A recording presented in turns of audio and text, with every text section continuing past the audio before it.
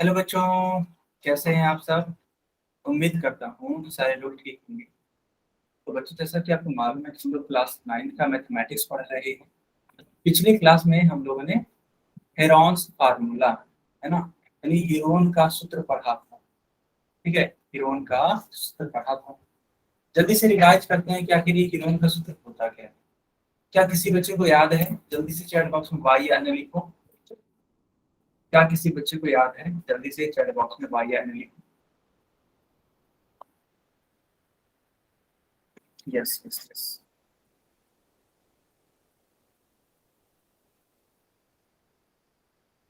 ठीक है ठीक है, ओके ओके। हाँ, बाकी लोग भी देखिए, सही। ओके, तो देखना बच्चों, हम लोग इस सूत्र को पढ़ रहे थे। तो ये होता किस लिए है? तो किसी भी त्रिभुज का क्षेत्रफल निकालने के लिए ये होता है। मान लो त्रिभुज है ए बी सी, है ना, ए बी सी, और इसका क्षेत्रफल निकालना है। जबकि इसकी भुजाएं हैं स्मॉल ए, स्मॉल बी और स्मॉल सी। तो सबसे पहले तो अर्ध परिमाप निकालते हैं, स्मॉल एस, जो कि होता है ए प्लस बी प्लस सी के योग का आधा, यानी ए प्लस बी प्लस सी बटे दो। बताओ बच्चों, ए प्लस बी प्लस सी बटे दो होता है कि नहीं होता है? जल्दी से बताओ। सारे बच्चे बताएंगे। ठीक है,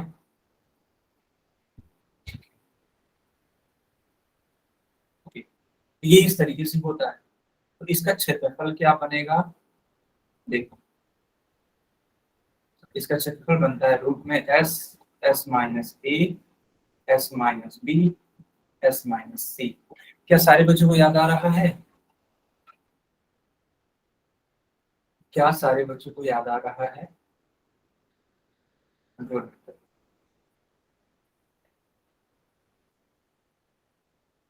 ओके,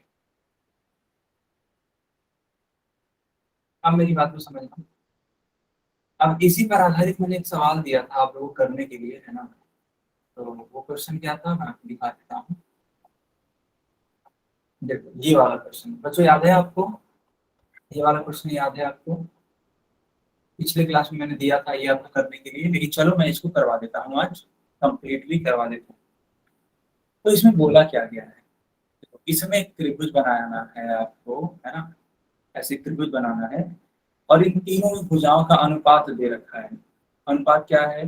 12 17 25। तो इसलिए जो पहली भुजा होगी ना बच्चा, पहली भुजा वह कितनी होगी? तो ध्यान से देखिएगा,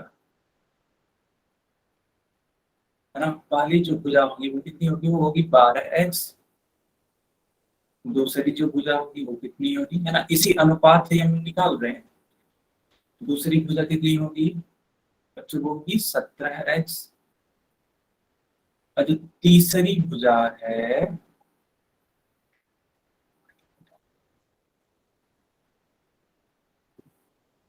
वो होगी आपकी 25x। ठीक है, 25x होगी। अब क्या करना है? देखो बेटा, यहाँ पे दिया है परिमाप। परिमाप क्या होता है? त्रिभुज की तीनों भुजाओं का, है ना। अच्छा, सी वाला आंसर है, गुड बेटा। चलो, तीनों ही भुजाओं का योग होता है परिमाप।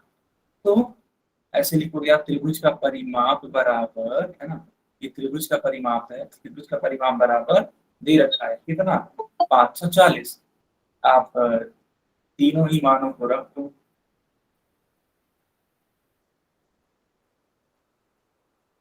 तीनों ही मानों को रख दो बेटा। जब तीनों मानों को रख दोगे तो जोड़ दो तीनों को।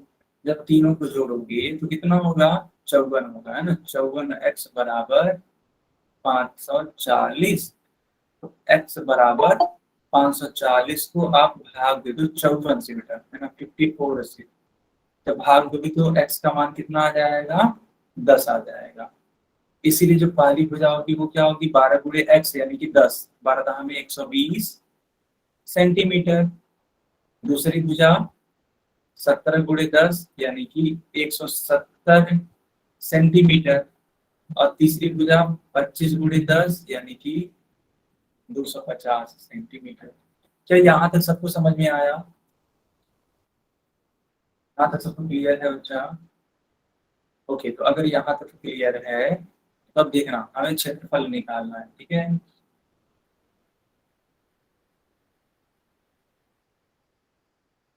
हमें त्रिभुज का क्षेत्रफल निकालना है, तो ईरोन का सूत्र लगेगा। अच्छा, एक चीज और कर लो आप, पहले आप अर्ध परिमाप निकाल लो, ठीक है, क्योंकि जब परिमाप मालूम है तो अर्ध परिमाप निकाला जा सकता है। देखो यहाँ पे लिख देना है इसे, अर्ध परिमाप। तो इस परिमाप का क्या होगा, आधा ही तो होगा। परिमाप था 540 सेंटीमीटर, अर्ध परिमाप होगा 540/2 सेंटीमीटर, यानी कि 270 सेंटीमीटर। बताओ बच्चों, होगा कि नहीं होगा? बच्चों बताओ, होगा? ठीक है, हाँ बिल्कुल ध्यान समझिएगा, एकदम ध्यान से। क्षेत्रफल का मान होता है √S, S-A, S-B, S-C। S का मान रखो 270 गुणे 270 माइनस ए का मान कितना है? तो ए का मान है 120, पहली भुजा है ना। तो दूसरी भुजा यानी बी का मान रखना है, बी का मान 170 मान लो। अगर इनके क्रम को आप पलट भी दोगे ना तब भी कोई इशू नहीं है, आंसर सेम आएगा।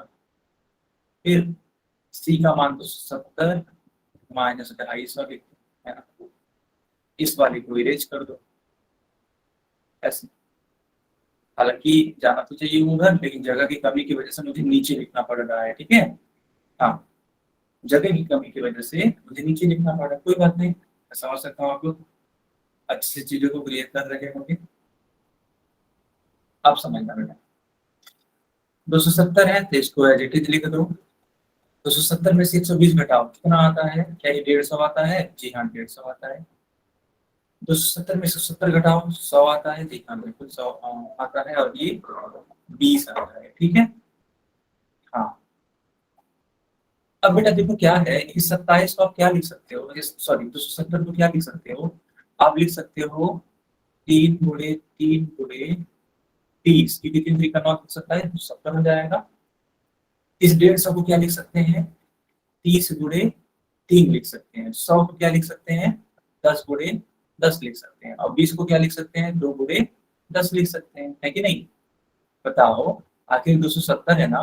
देखो 3 × 3 = 9 और 9 × 3 = 27, ये पूरा 270 बन गया यहाँ से यहाँ तक। अब ये क्या है? 150 है। 150 कैसे आएगा? 30 × 3, सॉरी सॉरी सॉरी, 30 × 5 होगा ना, 3×5 = 15, 5। ठीक, चलो ये आपका दोनों मिलके 150 बना देगा। ये 100 है, 10 दहा में 100, ये 20 है, 2 × 10। अब क्या करो अब आप पेयर बनाना स्टार्ट करो। पेयर मैंने आपको सिखाया था कैसे बनाते हैं। दो जब एक समान प्रकार के लोग रहेंगे तो उनका पेयर बनेगा, ठीक है। अच्छा, आपको थोड़ा सा और ध्यान करना पड़ेगा बेटा, थोड़ा सा देखो।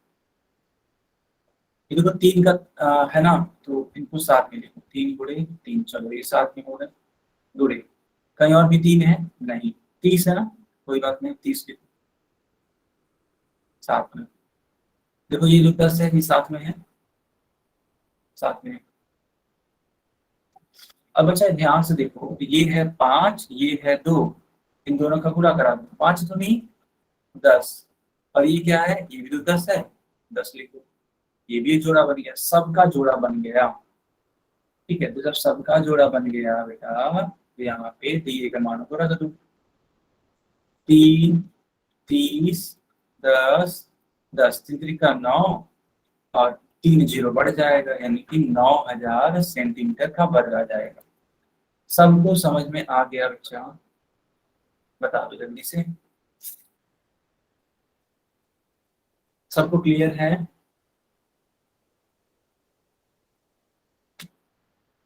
ओके ओके, गुड, ओके ठीक है। चलो, तो बच्चा ये जो चैप्टर था, है ना, ये जो चैप्टर था ये होता है बाइंड अप, यानी ये होता है खत्म। जो हम लोग कौन सा चैप्टर खत्म किए हैं? हीरोन का सूत्र। अब इसके सारांश पढ़ लेते हैं। सारांश का मतलब जो हम लोगों ने पढ़ा उसको समराइज कर लेते हैं, है ना, कि आखिर हम लोग ने इस चैप्टर में क्या क्या सीखा। तो बच्चों जल्दी से सीखना।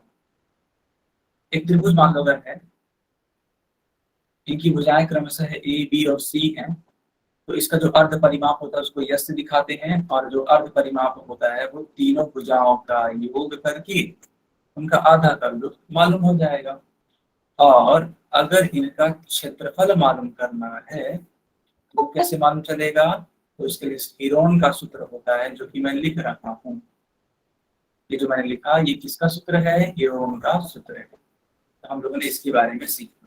बताओ सबको क्लियर है? अच्छा देखो, ये हरि नारायण के नाम से जो बच्चा है, सिर्फ एक बार वाई टाइप करिए, बार बार वाई टाइप करिए, सिर्फ एक बार। ओके, चलो बच्चों, ये हम लोगों ने चैप्टर बाइंड अप कर लिया। अब हम लोग पढ़ेंगे एक न्यू चैप्टर जिसका नाम है दो चरों वाले रैखिक समीकरण।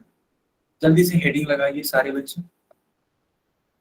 हेडिंग लगाकर चैट बॉक्स में कंफर्म करिए कि क्या आपने इसको नोट कर लिया, जल्दी से।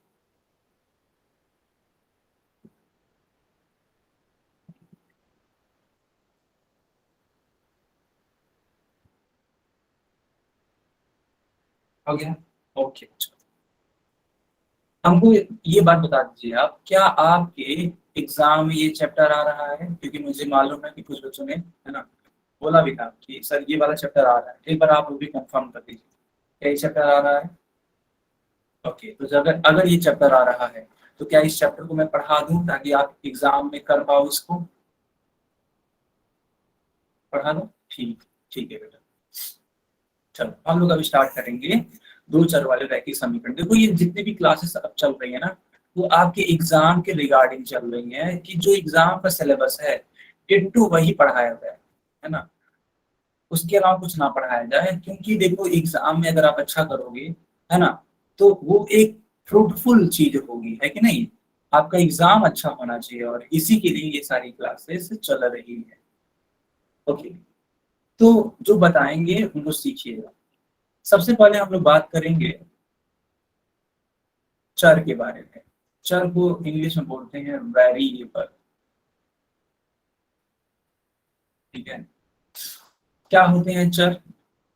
देखो बच्चों, चर वे होते हैं जिनका मान नियत नहीं होता है। नियत नहीं होता है। नियत का मतलब होता है फिक्स। इनकी जो वैल्यू होगी वो फिक्स नहीं होगी। कैसे नहीं होगी? जैसे मान लो कोई आप क्वेश्चन लगाओ, तो कभी कभी एक्स का मान मान लेते हैं, मान लो 5 आ गया, ठीक है। लेकिन कोई दूसरा सवाल लगाओ, तो क्या जिंदगी भर ये एक्स का मान 5 ही आएगा? नहीं, कभी 10 आ सकता है, कभी 15 आ सकता है, कभी 2 आ सकता है, कभी -7 आ सकता है, कभी -3/4 आ सकता है, कुछ भी आ सकता है। कहने का मतलब कोई भी नंबर। इसका मतलब ये है कि एक्स का मान नियत नहीं है ना। तो जो एक्स है वो क्या कहलाएगा? तो बच्चा वो कहलाएगा चर, है ना। तो जितने भी ये अल्फाबेट्स देखते हैं ना आप, A B C D XYZ, तो ये सब की सब क्या है? ये सब की सब चर है। सबको समझ में आया? सबको समझ में आया? ठीक है, तो चर वे होते हैं जिनका मान नियत नहीं होता है, यानी फिक्स नहीं होता है। इनका मान, है ना, समय समय पर बदलता रहता है। तो इनके एग्जाम्पल कौन कौन से हैं? इनके एग्जाम्पल्स हैं A, B, C, X, Y, Z, है ना, ये सारी चीजें। मैं उम्मीद करता हूँ कि आप इन सारी चीजों को नोट भी कर रहे होंगे, है ना, ये इनके एग्जाम्पल्स। अब बात करते हैं समीकरण की, वो भी एक चर वाले समीकरण वाले बात। जैसे कि मान लो अगर लिखा है 4x + 9 = जीरो। तो यहाँ पे है ना, यहाँ पे सिर्फ जो केवल एक चर है वो क्या है, एक्स है। इसको बोलते हैं एक चर वाला रैखिक समीकरण। और रैखिक क्यों बोला जा रहा है ये भी सुन लो। देखो जब किसी चर का मान, सॉरी, जब किसी चर का घात, है ना, जब किसी चर का घात एक होता है तो उसको बोलते हैं रैखिक समीकरण, है ना।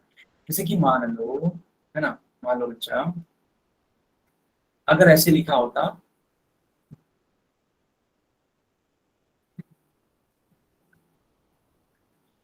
तो देखो यहाँ पे x का जो घात है वो दो है। x का घात क्या है, दो है। तो ये रैखिक समीकरण नहीं है। हाँ, ये रैखिक समीकरण नहीं है, ये कुछ और है, इसके बारे में कभी और बात करेंगे। लेकिन अभी के लिए समझ लो कि रैखिक समीकरण वह होगा जिसमें x की घात या y की घात या z की घात क्या हो, एक हो। जैसे मान लो हम लिख लें, ठीक है, तो मान लो हम लिखें ऐसे, 9x प्लस 3y बराबर 0। तो देखो यहाँ पे जो x का घात है वो कितना है, एक है। यहाँ भी x का y का घात क्या है, एक है। तो ये रैखिक समीकरण, ये क्या है, रैखिक समीकरण। क्या सारे बच्चों को समझ में आया रैखिक समीकरण?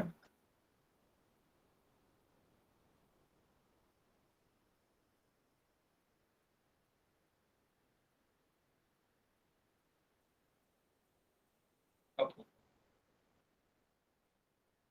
ठीक है। अब समझना कि आखिर ये दो चरों वाले रैखिक समीकरण क्या होते हैं। आप ध्यान से देखो तो यहाँ पे दो चर हैं, एक है x और दूसरा क्या है, y। एक तो x है और दूसरा क्या है, y है। तो इसको बोलते हैं दो चरों वाले, है ना, दो चरों वाले रैखिक समीकरण। क्या अब आपको समझ में आ गया कि दो चरों वाले रैखिक समीकरण क्या होते हैं?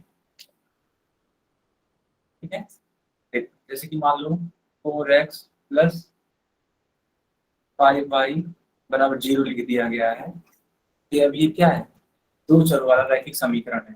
फिर मान लो लिखा हुआ है 15x माइनस 8y बराबर 3। तो ये भी क्या है, रैखिक समीकरण। ठीक है बच्चों। फिर मान लो लिखा हुआ है 35x प्लस 16y प्लस 7 बराबर 0। तो यह भी क्या है, रैखिक समीकरण है, वो भी दो चरों वाला। तो दो चरों वाला क्या है ये, रैखिक समीकरण। बताओ सबको समझ में आया कि नहीं आया?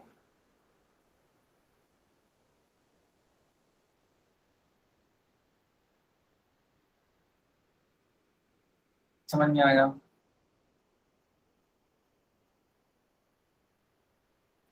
यस, बात मत करो। बिल्कुल मैं समझ रहा हूँ, देख भी रहा हूँ। ठीक है, अब मैं क्लास से बाहर करूंगा, वार्निंग नहीं, सीधे क्लास से बाहर, है ना। क्योंकि देखो बेटा, क्लास किसी भी हाल में डिस्टरबेंस की तरफ नहीं जानी चाहिए, डिस्टर्ब नहीं होनी चाहिए, है कि नहीं। मैं किसी बच्चे का नुकसान होता नहीं देख सकता। अच्छा, तो इस तरीके से है। अब मैं आप सभी से एक सवाल पूछूंगा, आप लोग बताओ।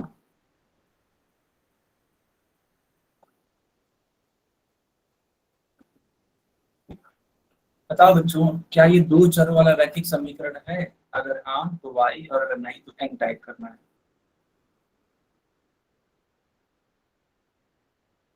है ही। ठीक, सारे बच्चे एक साथ बोल रहे हैं कि हाँ सर ये दो चरों वाला रैखिक समीकरण है। ठीक है, ये दो चरों वाला, है ना, दो चरों वाला क्या है, रैखिक समीकरण है। क्यों है, उसके पीछे का लॉजिक समझिए। यहाँ पे x है और y है, दो चर हैं, एक x एक y। और रैखिक समीकरण क्यों है, क्योंकि इनकी जो घात है वो क्या है, एक है।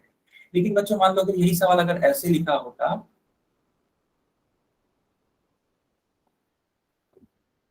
तो क्या यह दो चरों वाला रैखिक समीकरण होता? दो चरों वाला रैखिक समीकरण होता? बताओ। नहीं होता ना? हाँ, नहीं होता, बिल्कुल बिल्कुल। क्योंकि देखो, यहाँ पे दो चर तो हैं, मैं बिल्कुल आपकी बात से एग्री करता हूँ आपको, सर यहाँ पे दो चर हैं, लेकिन हमें दो चरों वाला रैखिक समीकरण बताना था, रैखिक। और रैखिक की सबसे जरूरी कंडीशन होती है कि जो पावर होना चाहिए, जो घात होनी चाहिए, वह एक होनी चाहिए। यहाँ पे तो दो और तीन है, इसलिए यह रैखिक समीकरण नहीं होगा। आया सबको समझ में? आया? ठीक है, ठीक है। अब देखो, रैखिक समीकरण का है ना, रैखिक समीकरण का एक सामान्य रूप होता है, एक जनरल फॉर्म होता है। ठीक है, जनरल फॉर्म, सामान्य, इसको स्टैंडर्ड फॉर्म भी बोलते हैं, है ना। क्या होता है स्टैंडर्ड फॉर्म? वो होता है A X plus B Y plus C बराबर 0। ये नोट करो अपनी कॉपी में। इसके ऊपर सवाल कैसा आएगा, जैसे देखो लिखा रहेगा 2x माइनस 3y बराबर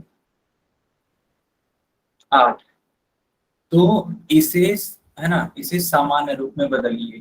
ठीक है, इस एक सेकंड बच्चा, एक सेकंड, अभी आपको मेरी स्क्रीन दिखाई देगी, रुक जाइए।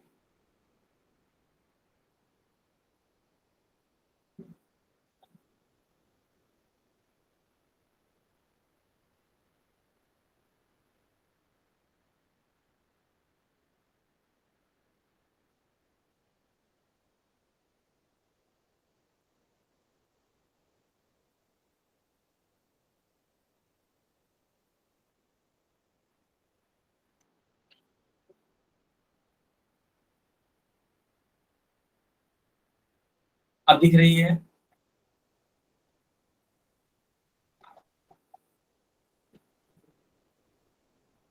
ठीक है, अब दिख रही है ना? चलो, तो अगर इस तरीके से लिखा है तो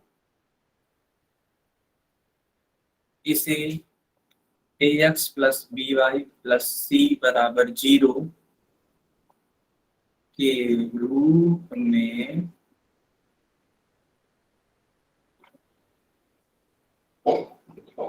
लिखिए।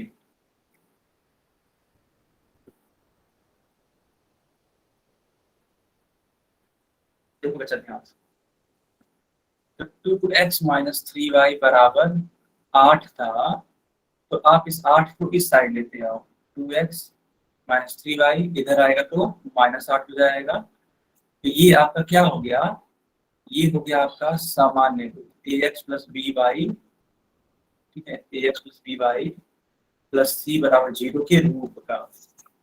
ठीक है, और मान लो अगर तुलना करना होगा और ए और बी और सी का मान बताना होगा, तो बच्चों जो ए का मान होगा ना, वो क्या होगा? वो 2 होगा। तो देखो यहाँ पे ए है, बी का मान क्या होगा? देखो बच्चा चिन्ह के साथ लेना हमेशा। तो बी का मान क्या होगा? तो बी का मान होगा आपका -3। और बच्चों सी का मान क्या होगा? आप तो बताओ, सी का मान क्या होगा? चिन्ह के साथ हमेशा लेते हैं। सी का मान क्या होगा? ओके, दिनेश कुमार के नाम से एक बच्चा या बच्ची है, ये बोल रहे हैं -8। अनीशा, आपका भी -8, गुड। सेकंड, तो -8 आएगा। सभी को समझ में आया?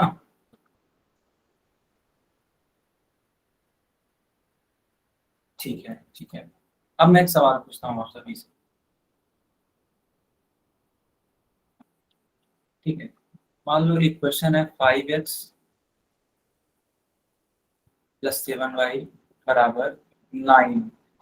ठीक है, तो आपको बताना है A X plus B Y plus C का इसका रूट, है ना, ये वाला रूट, और ए का वैल्यू, बी का वैल्यू और सी का वैल्यू, तीनों ये क्या होगा? तो क्या आप बता पाओगे? क्या आप बता पाओगे इसे?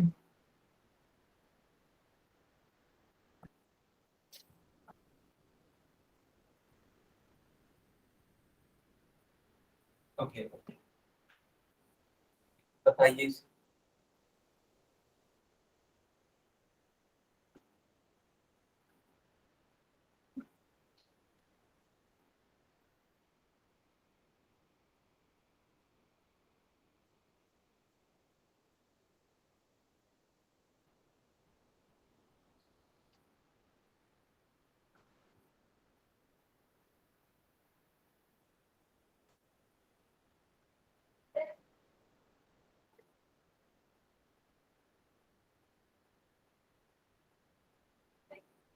ए का मान, हाँ दीपक शर्मा, मैं आपकी कॉपी चेक कर पा रहा हूँ बेटा, गुड, सही है।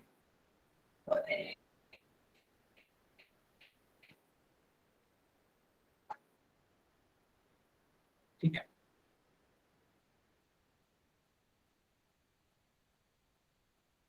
चलो सही है बेटा, अब ध्यान से देखना है।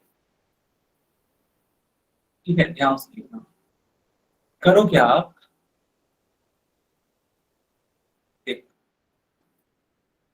ये जो 9 है ना, इस साइड भेज दो आप, तो ये क्या हो जाएगा, -9 बराबर 0। अब इसका तुलना कर दो, अब देखो ये A X plus B Y plus C बराबर 0 के रूप में हो गया है। अब तुलना कर दो A X plus B Y plus C बराबर 0 के साथ में, तो ए की वैल्यू कितनी आ जाएगी, ए की वैल्यू आ जाएगी 5, बी की वैल्यू कितनी आ जाएगी, तो बी की वैल्यू आ जाएगी 7, और सी की वैल्यू बेटा मैंने कहा था विद साइन लेना, यानी चिन्ह के साथ लेना, तो -9, माइनस। ठीक है, चलो सारे बच्चे चैट में बताओ, क्लियर।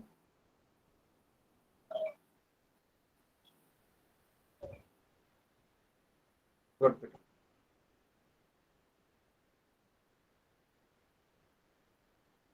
ओके, तो ये रहा आपके स्क्रीन पे क्वेश्चन, इसका आंसर बताओ, चलो पढ़ो इस क्वेश्चन को, आंसर।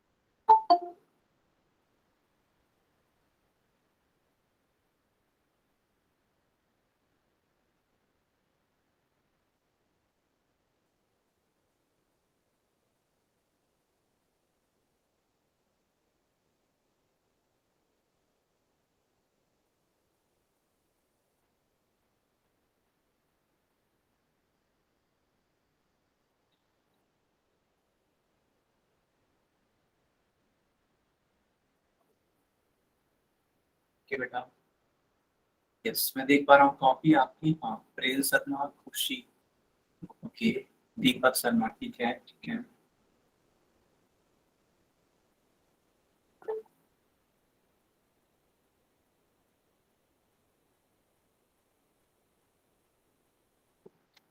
चलो अब मैं आपको समझाता हूँ, देखो लिखा है रूट का 2x is equal to 7y minus 9, इसको किस रूप में लिखना है, इसको लिखना है A X plus B Y plus C बराबर 0 के रूप में। तो इन सारी चीजों को इस साइड लेते आइए आप, तो ये हो जाएगा -7y, अब -9 तो इस साइड आएगा तो +9 हो जाएगा। ओके, इस तरीके से लिख सकते हैं। चलो एक काम तो अपना हो गया, दूसरा है देखो, अच्छा एक बात और, ये A X plus B Y plus C बराबर 0 के रूप का है ये। अब यहाँ से हमें बताना है कि बताओ ए का मान क्या होगा, तो बच्चों कंपेयर कर लो, ए का मान रूट 2 है, बी का मान क्या होगा, बी का मान -7 है, सी का मान क्या होगा, सी का मान 9।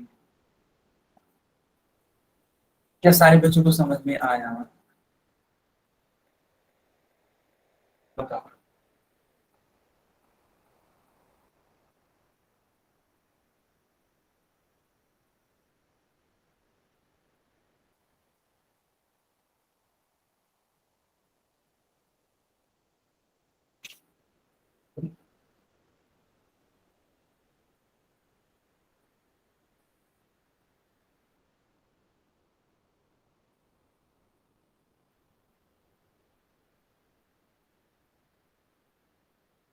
ओके,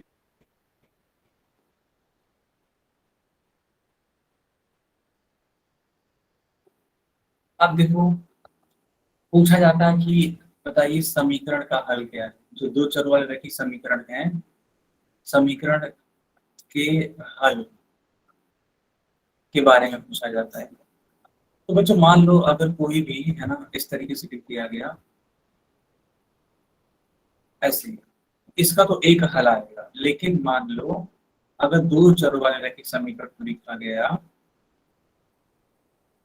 है ना, ऐसे लिखा गया दो चरों वाले रैखिक समीकरण, तो इस प्रकार के रैखिक समीकरणों का अनेक हल आता है ना। तो ऐसे लिखोगे आप अपरिमित, अपरिमित रूप से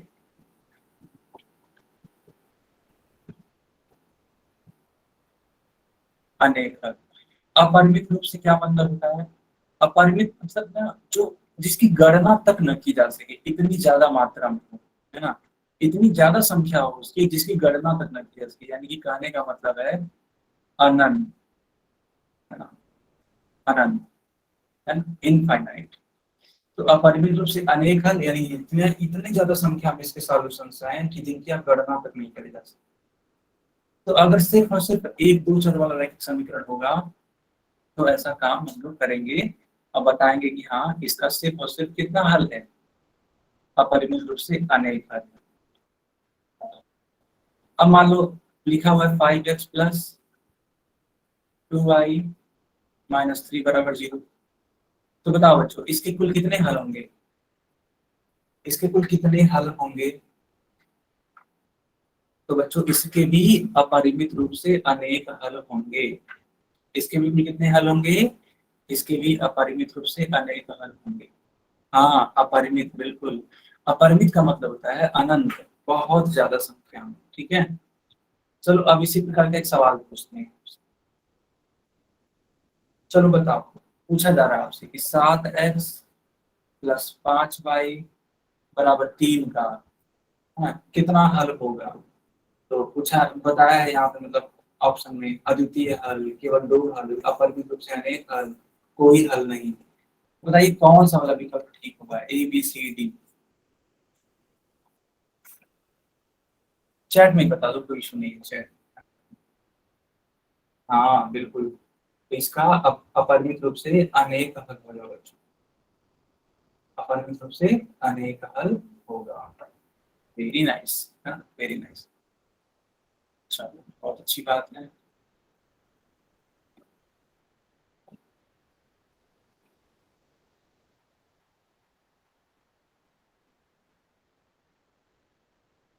अब मान लो एक तरीके से ऐसा समीकरण लिखा है 4x प्लस वाई बराबर 7। ठीक है, और बोला जाए कि जांच करो, जांच करो कि क्या 1, 5 इसका हल है। तो हल होने का मतलब ये होता है ना कि देखो ये जो पहला वाला वैल्यू है वो x को दर्शाता है और ये दूसरा वाला y को दर्शाता है। तो हल होने का मतलब ये है कि अगर x की जगह पे हम 1 रखें और y की जगह पे हम 5 रखें, क्या दोनों पक्ष बराबर होंगे? अगर बराबर होंगे तब हम लोग बोलेंगे कि हाँ इनकी हल है, अदरवाइज हल नहीं। तो x की जगह पे 1 रखो, y की जगह पे 5 रखो। अब देखो गुणा कराओ, 4 × 4 ये 5, 5 और 4 9 होता है और ये 7 होता है। बताओ बेटा क्या 9 और 7 कभी बराबर हो सकते हैं? बताओ क्या 9 और 7 कभी बराबर हो सकते हैं? हाँ मैं देख पा रहा हूँ, गुड।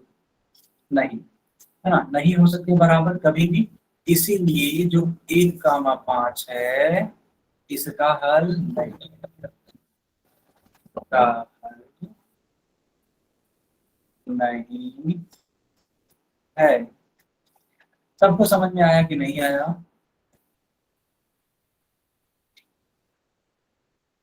लेकिन मान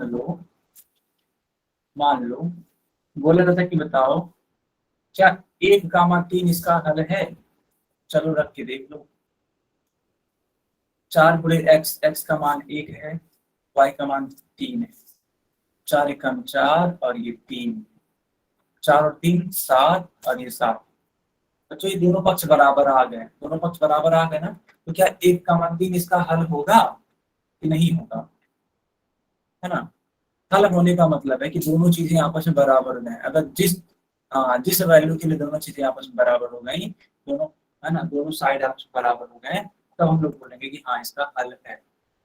सही बात है, ये दोनों साइड आपस में बराबर हो गए, इसलिए हम बोलेंगे कि 1, 3, ठीक है, दिए गए दो चर वाले रैखिक समीकरण का हल है। हल है। चलो अब इसी पर आधारित एक सवाल पूछते हैं आपसे, बताओ। 2x + y = 10 है, और आपसे पूछा कि बताओ इन चारों में से कौन हल नहीं है। तो जिसके लिए दोनों साइड बराबर ना हो रहे हो, वही इसका हल नहीं है। चलो निकालो और आंसर बताओ, चैट में ही आंसर बताओ। ठीक है बेटा, चैट में ही आंसर बताओ।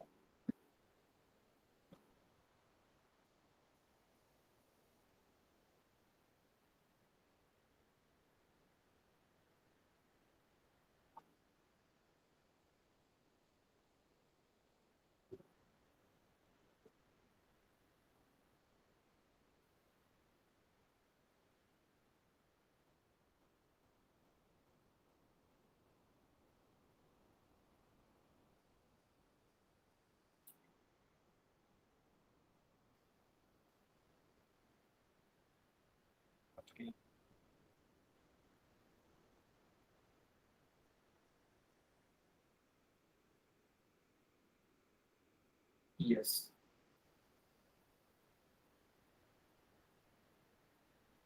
ठीक है। चलो अब मैं इसको एक्सप्लेन कर देता हूँ।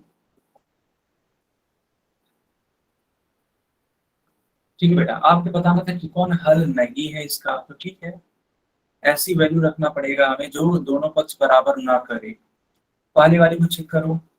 तो पहले वाले के लिए अगर चेक करना चाहोगे, तो जो x का मान है वो कितना है? 1। जो y का मान है वो कितना है? 8। चलो रखो ऐसे। 2 × 1 = 2, ये 8, 8 × 2 = 10। ये तो बेटा बराबर हो गया है, इसका मतलब 1, 8 के लिए क्या है? हल है। जबकि हमें बताना था हल नहीं है, तो ये तो आपका उत्तर नहीं होगा। ओके। अब 4, 2 के लिए चेक करो। ये हमने किसके लिए चेक किया? 1, 8 के लिए। अब किसके लिए चेक करेंगे? 4, 2 के लिए चेक करेंगे। तो 2 × 4 + 2 = 10। 4 दूनी 8 + 2 = 10। 8 × 2 = 10। ये भी तो हल हो गया, क्योंकि दोनों साइड बराबर हो गए। ये भी आपका उत्तर नहीं होगा। 5, 5 के लिए देखो। देखो बेटा, 2 × 5 + 5 = 10। 5 दूनी 10, 5 15 हो जाएगा। ये तो 1, 15, 1, 10, ये तो नहीं होगा ना बराबर, बिल्कुल नहीं होगा। तो जो सही उत्तर होगा वो कौन सा वाला होगा? वो 5, 5 वाला होगा। चलो टिक लगा दो, सी। सबको समझ में आया बच्चा? सबको समझ में आया? ओके ओके ओके, ठीक है, बहुत बढ़िया, बहुत बढ़िया। चलो आज की क्लास का होमवर्क नोट करो बेटा। ठीक है, आज की क्लास का होमवर्क नोट करो। ठीक से अभी आपको दिखाई देगी।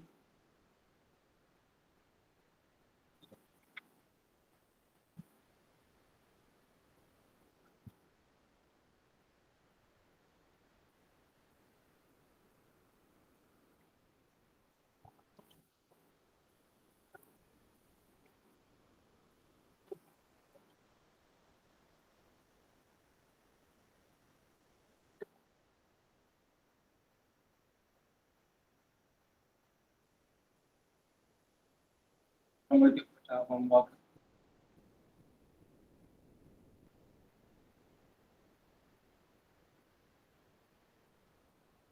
चलो